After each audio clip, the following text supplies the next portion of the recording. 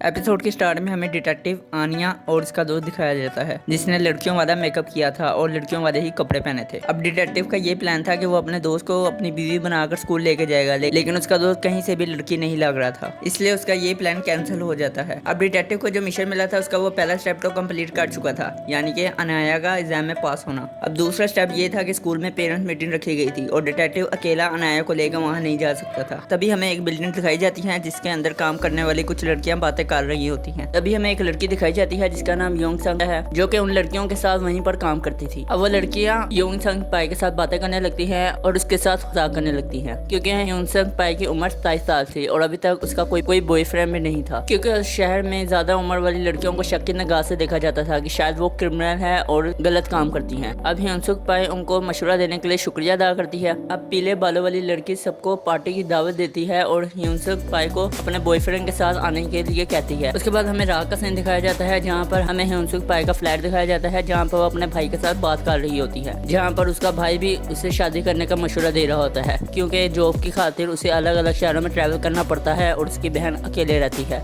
लेकिन ह्योंसुक पाई उसे झूठ बोल देती है कि उसका एक बॉयफ्रेंड है और वो अगले कुछ दिनों में अपने बॉयफ्रेंड के साथ ही पार्टी में जाएगी, जिसे सुनकर उसका भाई बहुत खुश होता है और थोड़ी देर बाद ही वो फोन बंद कर देता है। फोन बंद करने के बाद ह्योंसुक पाई सोचने लगती है कि वो अपना बॉयफ्रेंड कहाँ से लाएगी, क्योंकि अगर वो पार्टी में बॉयफ्रेंड लेके ना गई तो उसके भाई को पता चल जाएगा कि उसकी बहन उसे झूठ बोल रही है। अभी वो ये सब सोच रही होती है तभी दोबारा से कॉल आती है और वो ये समझ रही होती है कि ये उसके भाई की कॉल थी, ये उसकी बॉस की कॉल थी, जो कि उसे एक होटल के रूम का पता देता है। और तभी हम ह्योंसुक पाई का एक नया रूप देखते हैं। अब ह्योंसुक पाई जैसे ही होटल पहुंचती है तो गार्ड उसे यहाँ पर आने से मना करते हैं और उसे वापस जाने को कहते हैं, लेकिन ह्योंसुक पाई एक नुकीली छड़ी से हर किसी को मारने लगती है और एक एक करके हर किसी को खत्म कर देती है। तभी हमें बताया जाता है कि ह्योंसुक पाई एक कॉन्ट्रैक्ट किलर है, जो कि अपने बॉस के ऑर्डर पर लोगों को मारने का काम करती है। अब वो अपने कपड़ों से खून साफ कर रही होती है, लेकिन खून के दाग कपड़े से नहीं मिटते। अब वो परेशान हो जाती है क्योंकि पार्टी में पहनने के लिए उसके पास सिर्फ यही एक सूट था और पार्टी का सोचते ही वो सोचने लगती है कि वो पार्टी में बॉयफ्रेंड कैसे लेके जाएगी। अब हमें डिटेक्टिव का दोस्त दिखाया जाता है जो कि पूरे शहर की लड़कियों की डिटेल्स लाया था। अब डिटेक्टिव और उसका दोस्त एक एक करके लड़कियों की डिटेल्स देखने लगते हैं। उसके बाद डिटेक्टिव आनिया का यूनिफॉर्म बनाने के लिए एक स्टोर में आता है, जहाँ पर एक औरत आनिया का यूनिफॉर्म बनाने के लिए उसका साइज लेने लगती है। तभी वहाँ पर योर आ जाती है जो कि एक नया सूट बनाने के लिए उस शॉप पर आई थी। अब जैसे ही योर आती है डिटेक्टिव से बहुत ज्यादा इंप्रेस हो जाता है, क्योंकि वो डिटेक्टिव के पीछे आगे खड़ी होगी, लेकिन डिटेक्टिव को जरा भी खबर ना हुई। अब डिटेक्टिव को योर एक दूसरे से बातें करने लगते हैं। अब योर का प्लान ये था कि वो डिटेक्टिव को अपना बॉयफ्रेंड बनाकर उस पार्टी पर लेके जाएगी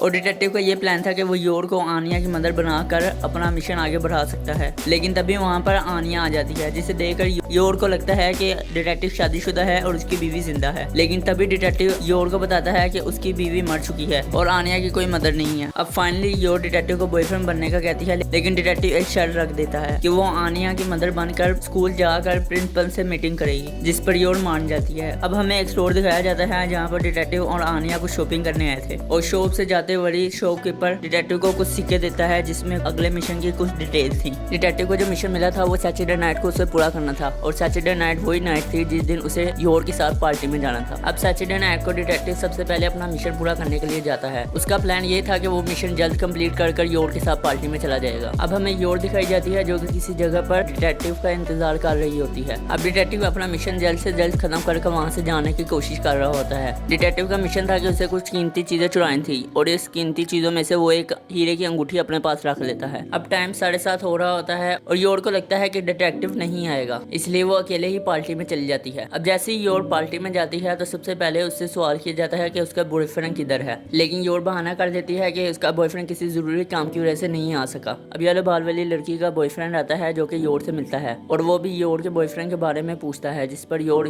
सेम जवाब देती है कि वो किसी काम पे बिजी थे। योर उसको कहती है कि क्या तुम मेरे भाई को कह सकते हो कि मेरा बॉयफ्रेंड बहुत अच्छा है, लेकिन येलो बाल वाली साफ इनकार कर देती है और वो योर को धमकी देती है कि वो उसके भाई को सब सच्चाई बता देगी कि तुम्हारा कोई बॉयफ्रेंड नहीं है। अब ये सुनते ही योर को बहुत ज्यादा गुस्सा आ जाता है और उसको मारने के बारे में सोचने लगती है, लेकिन तभी उसका बॉयफ्रेंड उसे वहाँ से ले जाता है। अब योर पार्टी में हर किसी की फैमिली और बॉयफ्रेंड को देख रही होती है। थोड़ी देर बाद ही योर जाने की इजाजत मांगती है, लेकिन तभी वहाँ पर डिटेक्टिव आ जाता है, जहाँ वो लेट आने के लिए माफी मांगता है, जहाँ पर वो बताता है कि वो योर का हस्बैंड है। अब क्योंकि डिटेक्टिव के चेहरे पर खून लगा था, इसलिए येलो बाल वाली लड़की का बॉयफ्रेंड डिटेक्टिव से पूछता है कि आप ठीक तो हैं, जिस पर डिटेक्टिव जवाब देता है कि मेरा पेशेंट बेकाबू हो गया था, और वो अपना तारुफ एक साइकियाट्रिस्ट बताता है। अब येलो बाल वाली लड़की योर से सवाल करने लगती है कि तुम्हारी शादी हो गई और तुमने हमें बताया भी नहीं, जिस पर डिटेक्टिव उसे जवाब देता है कि ये उसकी दूसरी शादी है और उसकी एक बच्ची भी है, इसलिए वो शायद बताने में शर्मा रही होगी। अब येलो बाल वाली लड़की योर से चिढ़ जाती है और गर्म खाना लाकर योर की तरफ फेंक देती है, लेकिन योर अपनी टांगों का इस्तेमाल करते ही उन्हें को पका लेती है, जिसमें से थोड़ा खाना येलो बाल वाली लड़की के चेहरे पर गिर जाता है। अब डिटेक्टिव योर को कहता है कि तुमने खाना तो बचा लिया, लेकिन तुम्हें टांग इस्तेमाल नहीं करनी चाहिए थी, जिस पर योर सबसे माफी मांगती है। अब पीले बाल वाली लड़की डिटेक्टिव को बताती है कि